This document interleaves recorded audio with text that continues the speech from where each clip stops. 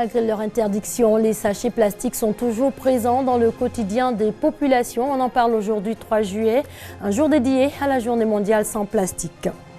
4000 ouvrages pour les bibliothèques de l'université Félix Houphouët-Boigny, c'est un don du conseil régional de la Nawa. On évoquera l'Irak où 2 attaques à Bagdad ont fait plus de 110 morts ce dimanche matin. Bonsoir à tous et merci de vous informer sur RTI2. Ils sont interdits dans notre pays depuis novembre 2013. Les sachets plastiques sont pourtant toujours présents dans le quotidien des populations. Ce 3 juillet est dédié à la Journée mondiale sans plastique.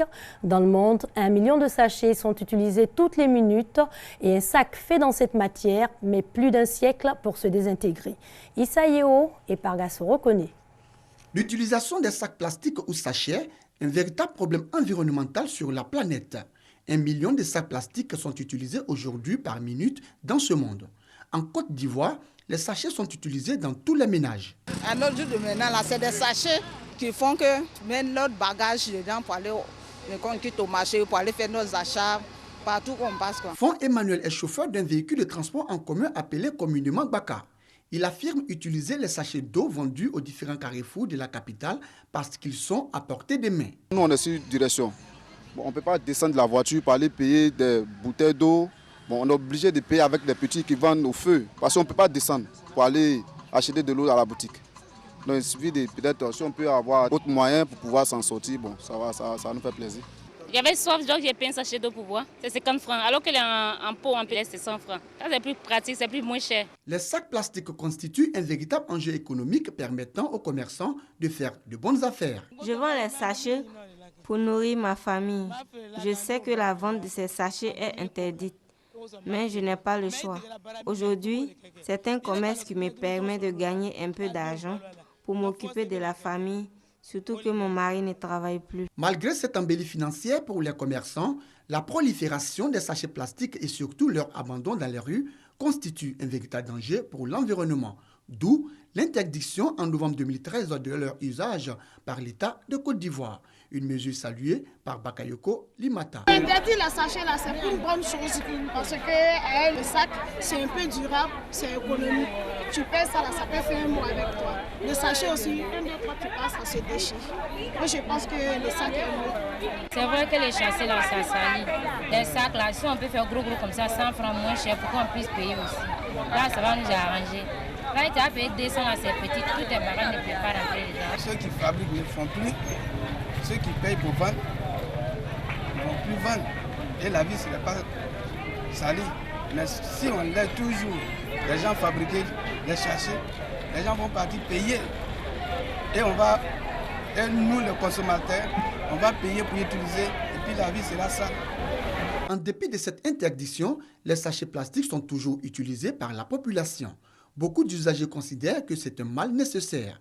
Il reste maintenant aux autorités de trouver des mesures palliatives afin de faire appliquer la loi dans toute sa rigueur. 4000 ouvrages littéraires pour les bibliothèques de l'université Félix Houphouët-Boigny. C'est un don du conseil régional de la Nawa. 1500 ouvrages pour la faculté des sciences médicales et 2500 pour la faculté des lettres. Reportage Franck Quadio. Une bibliothèque, celle de la faculté de médecine au sein de l'université Félix Houphouët-Boigny de Cocody. Des livres par spécialité, quelques étagères vides, peu importe. Ces étudiants en médecine sont bien privilégiés. Certains de leurs camarades dans d'autres facultés disent être moins bien lotis. Les différentes bibliothèques, sinon départements, à la base n'ont pas de bibliothèque. C'est récemment que l'ambassade de l'Espagne en Côte d'Ivoire a inauguré sa bibliothèque au niveau du département de l'espagnol.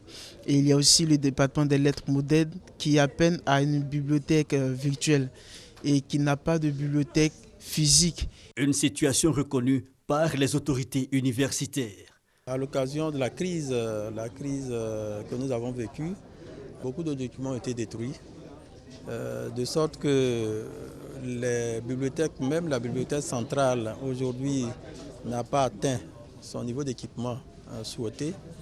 Et il en va de même pour les bibliothèques des différentes UFR. Donc toute activité qui tend à pourvoir ces bibliothèques en documents C'est une activité salvatrice. Et justement, l'appel est entendu. Le conseil régional de la Nawa dans le sud-ouest de la Côte d'Ivoire offre 4000 ouvrages, 1500 à la faculté de médecine et 2500 bientôt à l'UFR des lettres. Nous, on a construit une bibliothèque régionale et on a demandé à ce que les universités françaises nous envoient des livres. Ils nous ont envoyé 10 000 livres. Et dans les 10 000 livres, on a vu qu'il y a 4 000 livres qui ne peuvent pas servir au niveau de la région de la Nawa. Donc, le président du conseil de la Nawa a demandé à ce que 1500 reviennent des sciences médicales et puis 2500, les livres reviennent pour la littérature étrangère. Premiers bénéficiaires, les étudiants marquent leur satisfaction. On parle partout de globalisation, de mondialisation, donc il faut que nous soyons tous à l'heure de ce rendez-vous-là.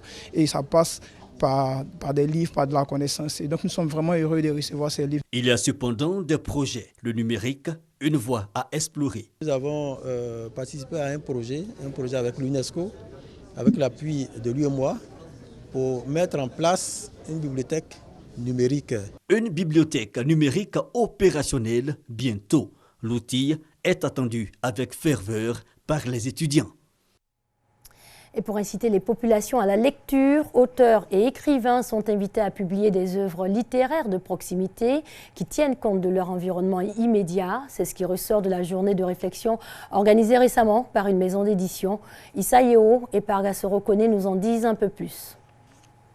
Une journée de réflexion sur la littérature ivoirienne. Cette initiative des nouvelles éditions Balafon a été l'occasion pour beaucoup d'écrivains de donner leurs recettes à travers des communications pour la bonne marche de la littérature ivoirienne. Les auteurs s'inspirent généralement du vécu quotidien. Nous sortons de crise. Alors beaucoup d'auteurs, comme moi notamment, ont longuement réfléchi et planché sur les différentes crises que nous avons traversées pendant près d'une décennie, sinon plus. Et maintenant, l'ère est à la reconstruction, l'ère est au rassemblement. Voilà, ce sont les nouveaux thèmes qui nous inspirent.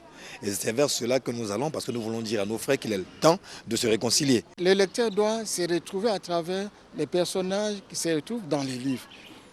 Si vous parlez d'un personnage qui est sur la neige en Europe, mais le lecteur ivoirien est très loin de la réalité. Or, si vous parlez par exemple d'un personnage qui est dans un campement africain, dans un village africain, dans un quartier précaire africain, dans une ville africaine, le lecteur va se retrouver. Aujourd'hui, la littérature ivoirienne foisonne en publication. Une bonne chose pour un nouveau type d'ivoirien que l'on veut bâtir. L'ivoirien nouveau, c'est celui qui va vers la connaissance. Or, aller vers la connaissance, il faut bien aller avec une méthode. Et la méthode littéraire est un moyen pour permettre aux gens d'acquérir la connaissance. Nous avons des centaines de manuscrits qui attendent. Les Ivoiriens ont beaucoup à partager. Et il était important pour nous donc de donner la chance à ceux qui avaient des savoirs à partager. Cette journée de réflexion sur la littérature ivoirienne a permis à une trentaine d'écrivains de faire la dédicace de leurs œuvres. En bref, Elie Wiesel, survivant de la Shoah et prix Nobel de la paix 1986, est décédé hier samedi à 87 ans. L'homme a consacré sa vie à défendre la mémoire de la Shoah après avoir survécu au camp d'extermination nazi d'Auschwitz. Et on revient chez nous pour reparler du Festidan, le festival de la culture dans cet événement de promotion de la culture et des sites touristiques de la région du Tongpi s'est tenu récemment. Pour clore ce festival qui était à sa 2e édition, les festivaliers ont eu droit à un concours culinaire qui leur a permis de voir et savourer les mets traditionnels de la région. Cette action de bienfaisance avec cette ONG qui apporte son soutien aux veuves et aux orphelins de la région du Gor, l'ONG Côte d'Ivoire Solidarité qui en plus des dons en vivres et non-vivres octroie un appui financier à ces veuves en vue de leur permettre de démarrer des activités génératrices de revenus. Mamadou Kouassi. Véritable soulagement pour ces veuves et orphelins de la ville de Gagnoa. Au nombre de 500 environ, ils bénéficient tous de l'assistance de l'ONG Côte d'Ivoire Solidarité. Cette structure caritative remet à chacune de ces veuves un kit alimentaire constitué essentiellement de riz, de l'huile et des bois de conserve ainsi que des non-vivres, à savoir du savon, des pagnes et des chaussures. Le clou de cette action sociale menée par Aimé Monoko, président de l'ONG Côte d'Ivoire Solidarité, les enveloppes en signe de soutien financier pour les activités génératrices de revenus.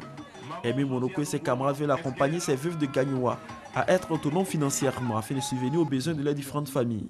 Pour lui, cet appui financier d'un montant de 1 million de francs CFA permettra à chacune de ces veuves de réaliser une activité économique. Les bénéficiaires ont exprimé leur gratitude à l'ONG Côte d'Ivoire Solidarité. Les guides religieux ont salué le geste d'Aimé Monoko et ses camarades. Ils souhaitent que ce genre d'activité se répète régulièrement afin de sortir les veuves et les orphelins de la précarité. L'étape de Gagnoua constitue la 8e de la caravane initiée par l'ONG Côte d'Ivoire Solidarité depuis sa création en 2010. Une caravane pour apporter assistance aux veuves et orphelins de la Côte d'Ivoire. Difficile journée en Irak, plus de 110 morts dans un double attentat à Bagdad ce dimanche matin. On compte plus de 300 blessés. L'un des attentats a été revendiqué par le groupe État islamique. En période de Ramadan, on le sait, les actions de solidarité et de partage s'intensifient. On le verra en Algérie où des associations caritatives offrent des repas gratuits aux plus démunis. Reportage. Ça s'active en cuisine dans les locaux de l'association Jazer El Khair à Alger. Ces bénévoles préparent des repas gratuits tout au long du mois du Ramadan. Les plus démunis peuvent venir rompre le jeûne à leur table. Cette année, nous préparons 600 repas par jour. 300 repas sont réservés aux restaurants accueillant les migrants africains et 100 repas pour les 3 autres restaurants de l'association à Alger. Nous essayons de contenter tout le monde. Par exemple, ceux venus des pays africains ont droit à un menu spécial. Les déplacés et migrants africains sont particulièrement nombreux à se presser aux portes de l'association. Jazer El Khair a été créé il y a 5 ans et compte aujourd'hui environ 200 restaurants un peu partout dans le pays, dont 5 à Alger. Ces cuisines fonctionnent à plein régime pendant le Ramadan. 4000 bénévoles s'y étaient déjà relayés l'année dernière, en majorité des lycéens et des étudiants. J'encourage beaucoup, hein. C'est très bon, très bonne chose. Ça nous range ici beaucoup. Au lieu d'aller payer le manger ailleurs, on préférait ici manger, comme on l'appelle, avec eux, et suffisant. Puis manger quand tu regardes le reste, c'est comme de la maison. Ça nous fait un grand plaisir. L'association Jeunesse El Khair, elle, travaille dans les aéroports, les gares ou les hôpitaux pour offrir de la nourriture.